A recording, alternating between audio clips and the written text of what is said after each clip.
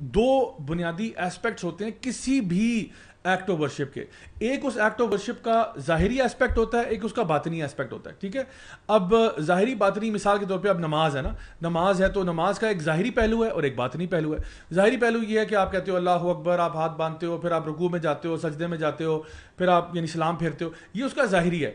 باطنی ایسپیکٹ کیا ہے کہ جی آپ پڑھ کیا رہے تھے, خشوع کتنا تھا, وغیرہ وغیرہ, یہ چیزیں. تو ان میں سے نا یہ ادھر اور والی گیم نہیں ہے کہ آپ کو جی میں اندر سے تو پورا خشوع تھا لیکن ظاہری طور پہ میں چھلانگے مار رہا تھا تو یہ نماز ہوگی میری, اس طرح نماز نہیں ہوتی. میں قبلہ رخ نہیں تھا, کیا نماز ہوگی؟ اس طرح نماز نہیں ہوتی. تو پاک صاف جگہ نہیں تھی میں لیکن اندر سے خشوع پورا تھا, ایسے نماز نہیں ہوتی. تو نماز کے کچھ ظاہری ایسپیکٹس ہیں, ان کو بھی آپ نے کرنا ہے, اور کچھ باطنی ہیں وہ بھی ہونے چاہیے. جس طرح اللہ تعالیٰ فرماتے ہیں فویل للمصلین الذین هم عن صلاتهم ساہون الذین هم یراؤون, تو برباد ہو جائے وہ نماز پڑھنے والے جو نماز تو پڑھ رہے ہیں لیکن دکھاوے کی نماز پڑھ رہے ہیں. تو ظاہری طور پہ نماز ہے, باطنی طور پہ نہیں ہے. لائک وائز یہ ہو سکتا ہے کہ باطنی طور پہ بڑی اچھی آپ نماز پڑھ رہے ہیں لیکن ظاہری طور پہ وہ نماز کے نہ وہ 4 رکعتیں آپ نے پڑھی ہیں, نہ آپ نے کچھ اور کیا, بس آپ اپنا ہی اچھل کود لگے ہوئے تھے, تو نماز اس طرح نہیں ہوتی.